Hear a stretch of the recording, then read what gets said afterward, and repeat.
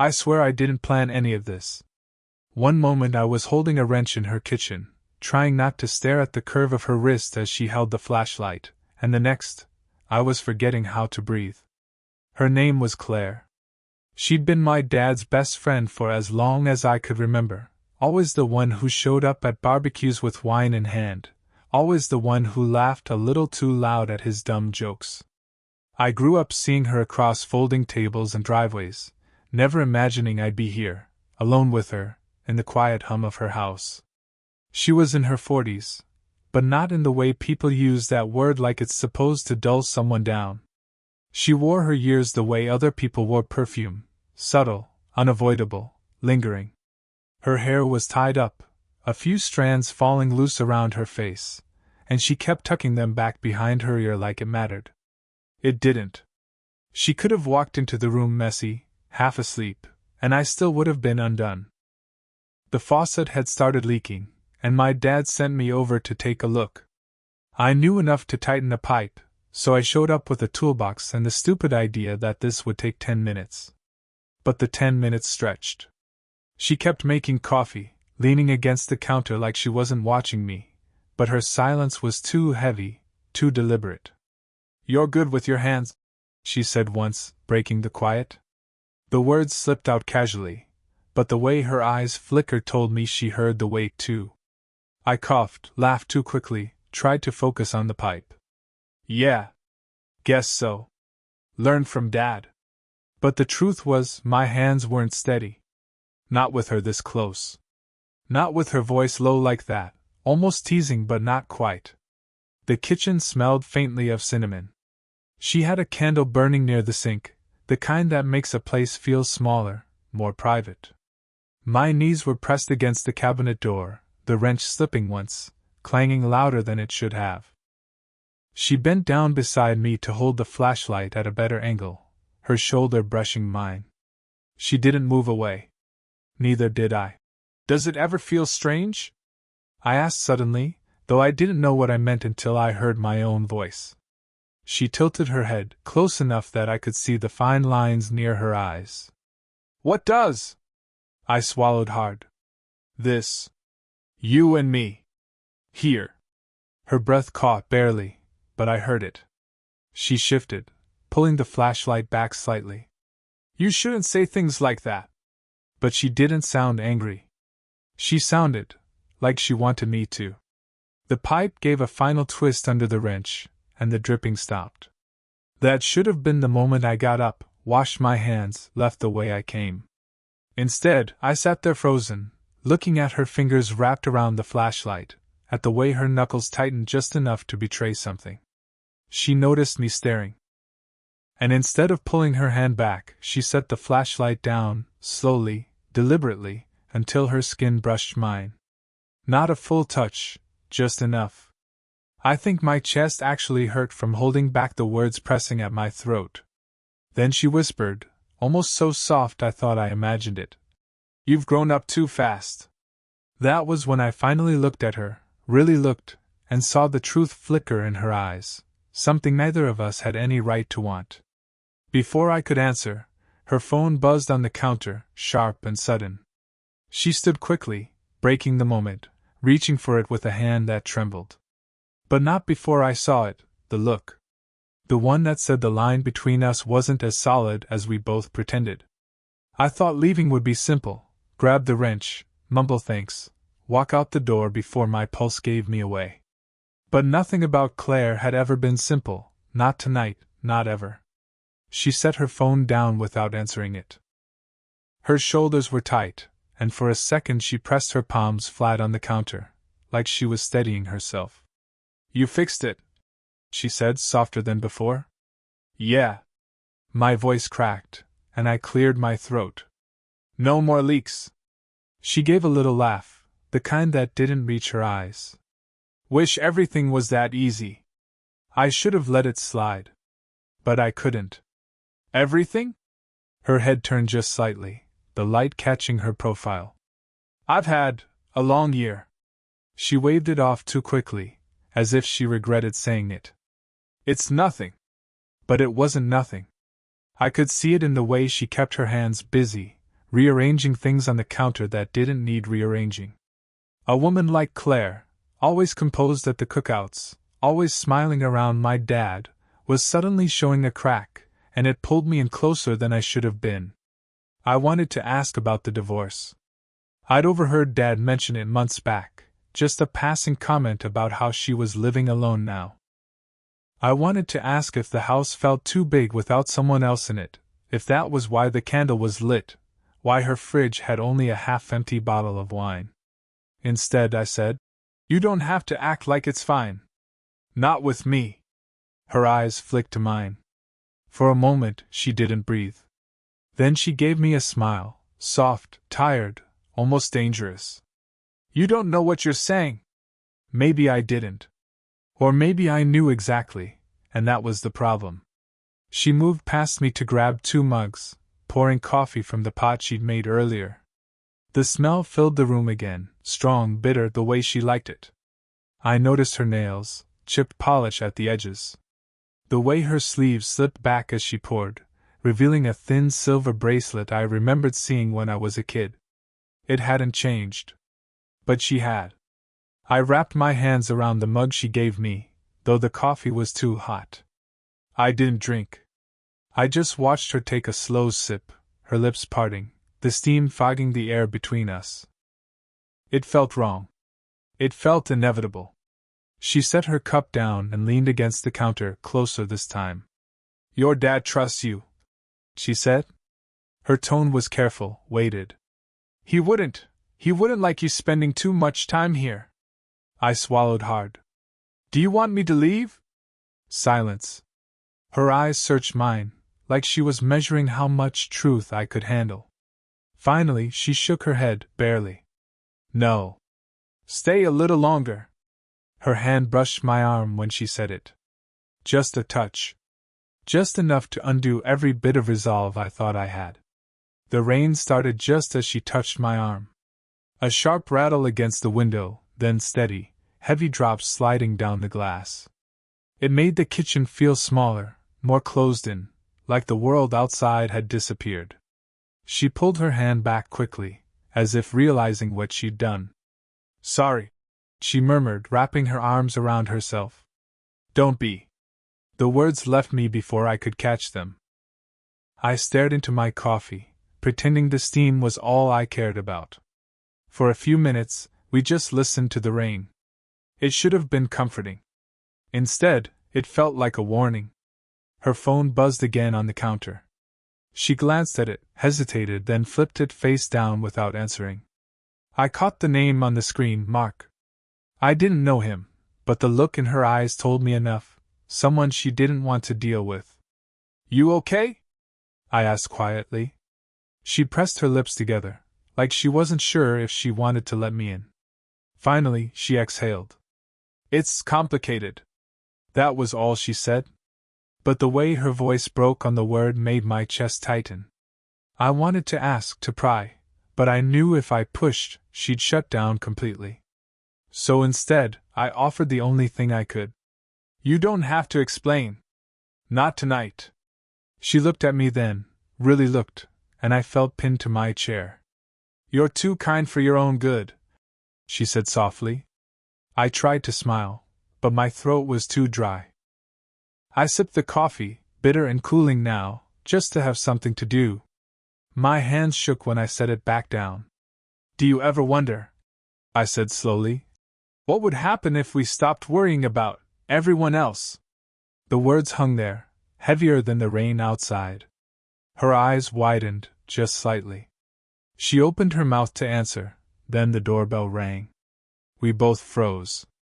She moved quickly, brushing her hair back, checking her reflection in the dark window. "Stay here," she whispered, and slipped into the hall. I sat there, every muscle tense, listening. The muffled sound of voices, hers, low and steady, then a man's.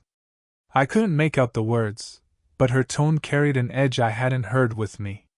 The front door closed after a minute. Silence.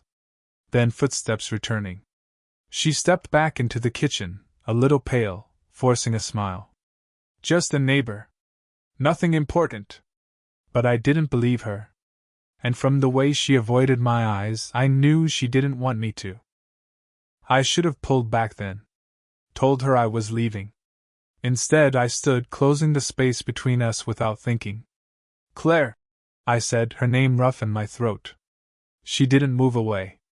My hand hovered at her side, not touching, just trembling in the air. Her breath caught. The rain kept hammering the windows, as if urging us forward. We were one word away, one breath, from crossing something neither of us could take back. Her eyes searched mine like she was daring me to move that last inch. The rain outside had dulled into a steady hiss, the house too quiet, every sound magnified. I could hear my own pulse. "I shouldn't let you be here," she whispered, though she still hadn't stepped back. "Then tell me to leave," I said. My voice came out lower than I meant, almost pleading. She closed her eyes for a moment, like she was fighting something inside herself. When she opened them again, there was no disguise left. "You're your father's son. You know what this would mean." Her words landed heavy, but there was a crack in them, a softness that betrayed her. I swallowed hard. "I know what it means." And I stopped, teeth clenching around the words. "I still want you." The silence stretched, thick enough to choke on. My hand was still hovering at her side, and without realizing it, I let it graze the fabric of her sweater. Just a brush. Just enough to feel her warmth. She didn't pull away. "Claire," I said again, softer this time, like her name itself was the confession. Her breath came shallow. Her fingers twitched against the counter, like she was holding herself in place. "Don't say what I think you're about to." "But you already know," I murmured. That was when she turned fully toward me. No more sideways glances, no more stolen moments. Just her, standing inches away, her expression raw, stripped of the careful mask she wore around everyone else. "I haven't been touched in months," she said suddenly, the words spilling out before she could stop them. Her eyes widened, like she hadn't meant to admit it. The air punched out of me. There it was. The truth. I wanted to answer, to tell her she wasn't alone in her hunger, in her loneliness, but my throat locked. Instead, I stepped closer until I could feel the heat of her body, until one wrong move would erase the last boundary between us. "You don't understand," she whispered, voice trembling. "If we do this, if we even let ourselves think about this, there's no going back." "I don't want to go back," I said. The words hung between us like a live wire. Her eyes shone, wide and uncertain, and for the first time, she didn't hide it. We stood there, face to face, not touching but already too close. Her lips parted slightly, not in invitation, not yet, but in the raw weight of everything neither of us could keep in any longer. The clock on the wall ticked, every second dragging. Finally, she whispered, almost inaudible, "So what are we doing right now?" And then there was only silence, charged, waiting, dangerous, as her eyes locked on mine, and the whole world seemed to hold its breath. Her question, "So what are we doing right now?" was still hanging between us when another sound cut through the air. A faint knock at the door. Not sharp, not impatient. Just steady. She flinched. I froze, every nerve in me pulled tight. The knock came again. Claire's eyes darted to the hall, then back to me. Panic flickered there, the kind that didn't belong to a woman in control. "Stay here," she hissed, her voice low, urgent. I wanted to argue, to ask who it was, but she was already moving.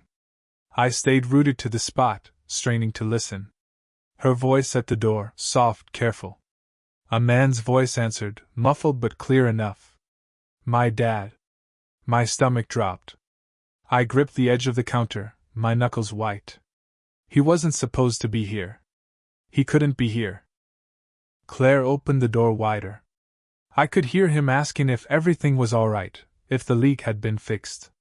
Her responses were clipped, polite, too fast. She was hiding something, hiding me. The silence between words was louder than the words themselves. Finally, the door clicked shut. Her footsteps returned, slower this time. When she stepped back into the kitchen, her face was pale, her lips pressed tight. For a long moment neither of us spoke. Then I said the only thing I could.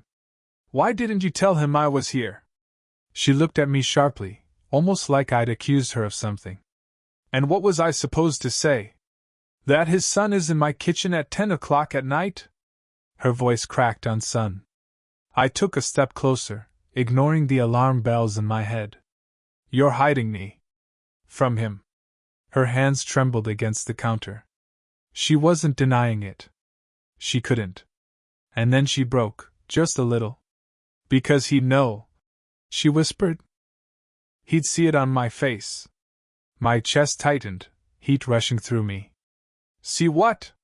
Her eyes locked on mine, raw and unguarded now. "That I'd been thinking about you in ways I shouldn't." The words hit me harder than the knock had. My breath caught. I should have pulled back.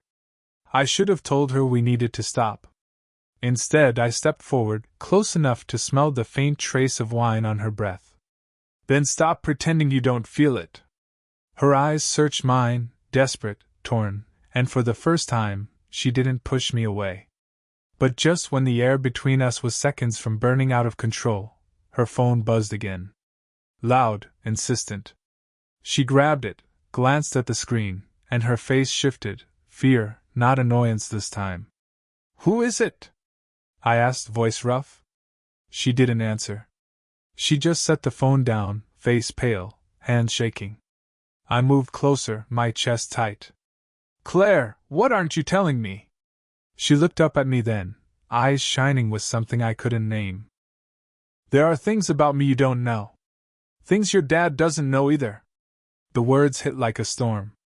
And suddenly, nothing between us felt simple anymore. Her words kept echoing in my head, "Things your dad doesn't know either." I stared at her, my chest tight, waiting. She didn't look away this time. "I thought marrying him would make me happy," she said suddenly, her voice shaking. "Not your dad, Mark. And for years I told myself it was enough. But when it ended, when the house went quiet, I realized I'd spent half my life being careful. Careful with what I said, what I wanted, what I let myself feel." Her hands gripped the edge of the counter like she was holding herself together. "And then you walked in tonight. And I wasn't careful anymore." The rain outside softened, but the silence between us only grew louder. I should have said something steady, something wise. But all that came out was the truth. "I can't stop thinking about you.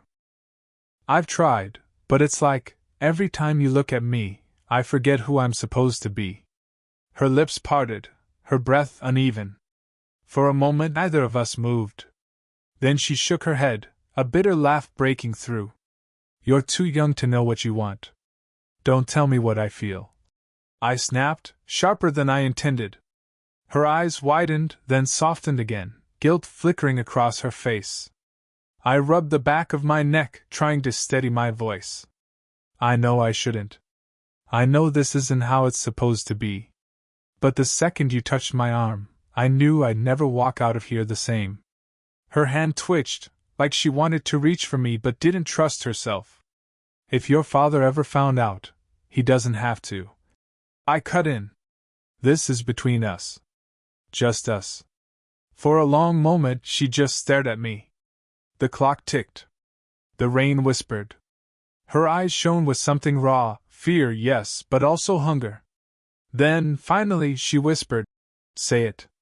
I stepped closer, my throat tight. "I want you." Her breath hitched. A tear slipped down her cheek, and she didn't bother wiping it away.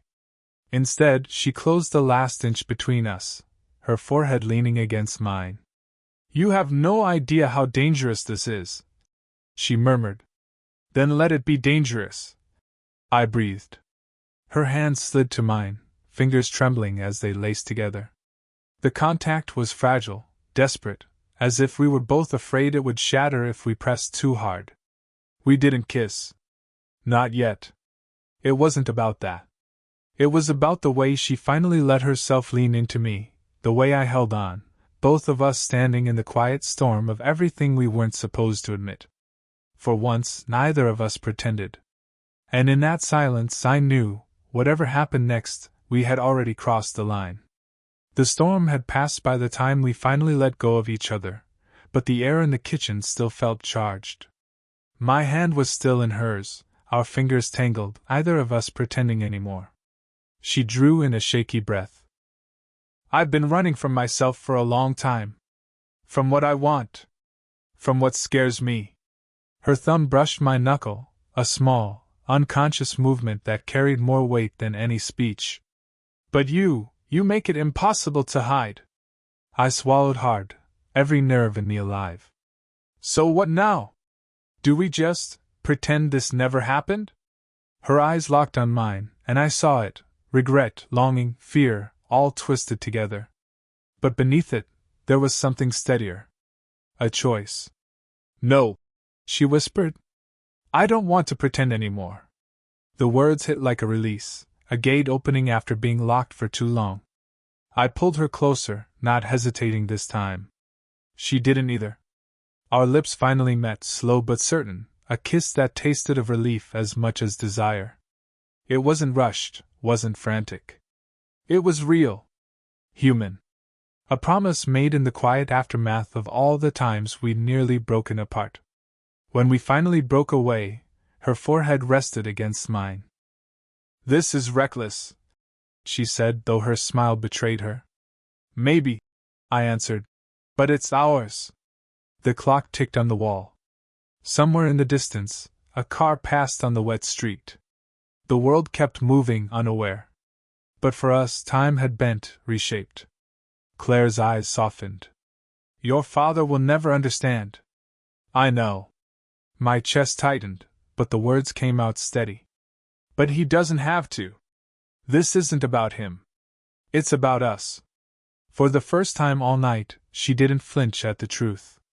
She let it settle, her shoulders easing, her body leaning into mine as though she'd decided, finally, that she was allowed to want this. We stood there, wrapped in the silence that was no longer heavy, but alive. I realized then that everything had changed. Not just the line we'd crossed, but the way I saw her, the way she saw me. She wasn't my dad's best friend anymore, not in this space, not in this moment. She was Claire. And she was mine, as much as I was hers. It wouldn't be easy. There would be lies to tell, truths to avoid, futures to rewrite. But the choice was made. And sometimes, the most dangerous choices are the only ones worth making. When I finally stepped back, I looked at her and knew I'd never forget the way she smiled at me in that quiet kitchen, candles still flickering, rain drying on the windows. That was the night everything shifted. Speech Balloon, did you enjoy the story? Redheart, what kind of stories would you like to hear next?